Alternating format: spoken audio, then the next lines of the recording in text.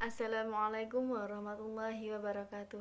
Perkenalkan, saya Syarifatul Wahidah dari Prodi Hukum Ekonomi Syariah, Fakultas Syariah IAIFA Kediri.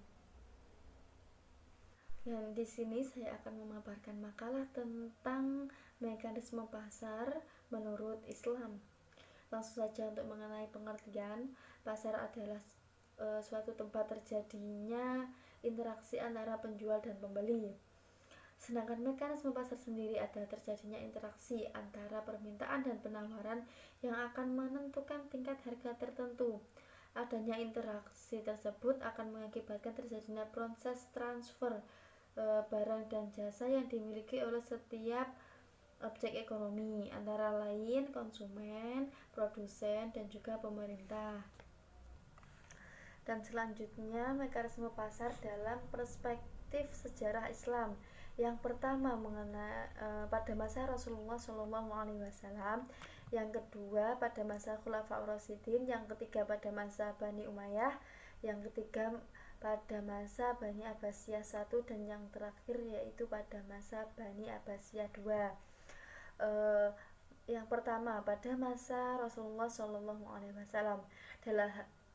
pada masa Rasulullah dalam hal penentuan harga ditentukan melalui mekanisme pasar sendiri.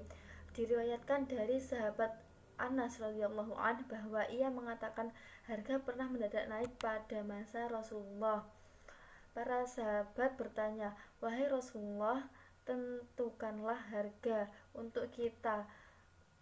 Dan Rasulullah menjawab, "Allah Subhanahu wa ta'ala sesungguhnya adalah penentu harga, penahan dan pencurah serta pemberi rizki. Aku mengharap dapat menemui Tuhanku di mana salah satu di antara kalian tidak menuntutku karena kezaliman dalam hal darah dan." Dari hadis di atas menunjukkan bahwa Rasulullah SAW melarang adanya intervensi dari siapapun juga. Adapun beberapa larangan-larangan lainnya, yang pertama yaitu larangan najasi, adalah sebuah praktek dagang di mana seseorang penjual menyuruh orang lain untuk memuji barang dagangannya atau menawar dengan harga yang tinggi.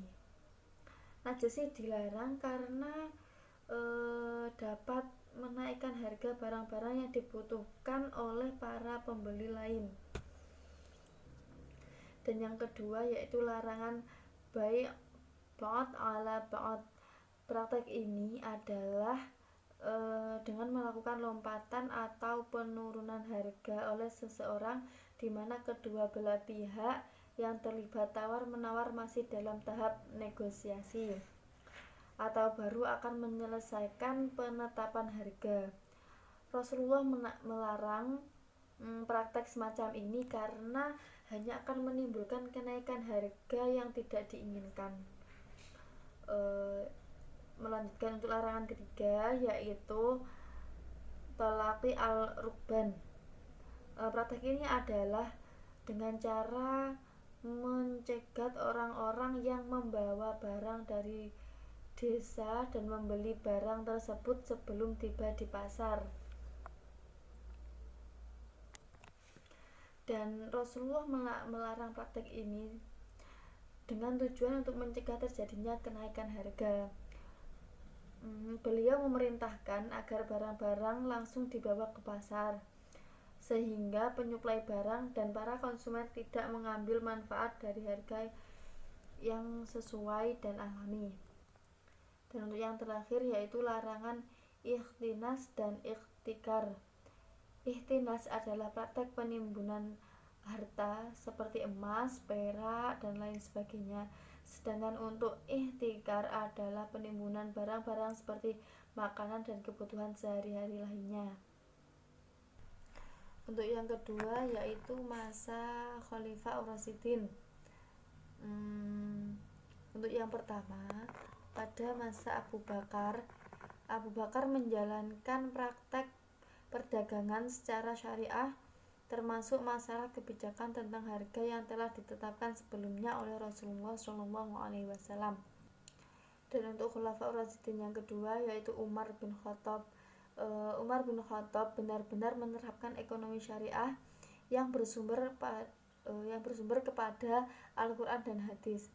Hal ini dapat dilihat dari peringatan keras Umar bin Khattab terhadap segala praktek penimbunan barang-barang yang menjadi kebutuhan masyarakat. Dan yang ketiga yaitu masa Utsman bin Affan. Dalam hal kebijakan harga, beliau tidak menyerah menentukan harga ke tangan pengusaha. Utsman bin Affan selalu berusaha untuk tetap mendapatkan informasi tentang situasi harga, bahkan harga barang yang sulit dijangkau. Jika beliau mengetahui ada pedagang-pedagang yang ingin menimbun makanan atau menjualnya dengan harga yang mahal, maka beliau akan mengirimkan khalifah-khalifah untuk mengambil bahan makanan tersebut dengan tujuan untuk merubah praktek penimbunan dan permainan harga yang akan dilakukan oleh para pedagang tersebut. Dan untuk yang terakhir yaitu pada masa Ali bin Abi Thalib, kaum muslimin secara resmi mencetak uang sendiri dengan menggunakan nama pemerintahan Islam.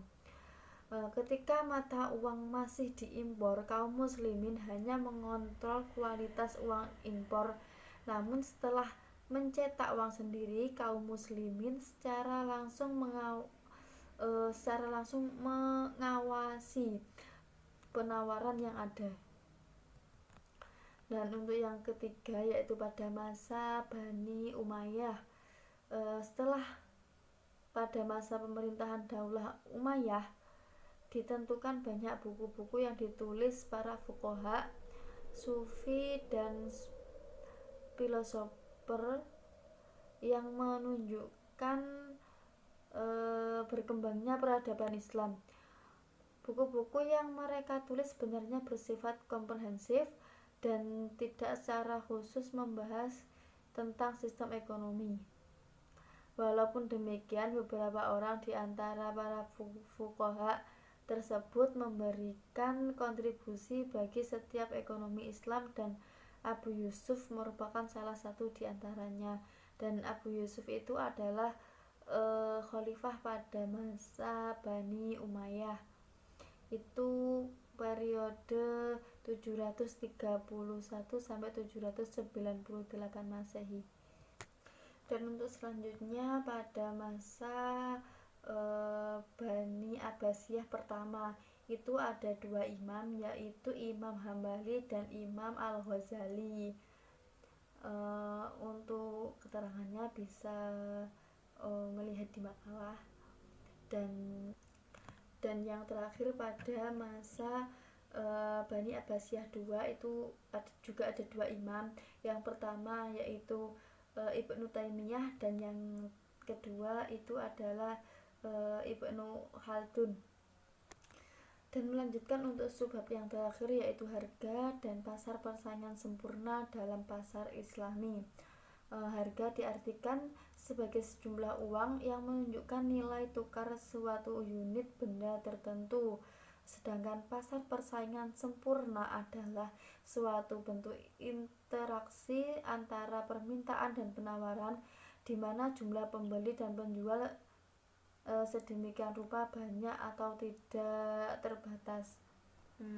Konsep Islami memahami bahwa pasar adalah berperan efektif dalam kehidupan ekonomi. Bila prinsip persaingan bebas dapat berlaku secara efektif, pasar tidak mengharapkan adanya intervensi dari pihak-pihak manapun, tak terkecuali negara dengan otoritas penentuan harga atau private sector dengan kegiatan monopolistik atau lainnya. Karena pada dasarnya pasar tidak membutuhkan kekuasaan yang besar untuk menentukan apa yang harus dikonsumsi dan diproduksi. Mungkin hanya ini yang dapat saya sampaikan. Kita belajar bersama. Apabila ada kesalahan, saya mohon maaf yang sebesar-besarnya. Akhirul kalam, ihdinas siratal mustaqim. Wassalamualaikum warahmatullahi wabarakatuh.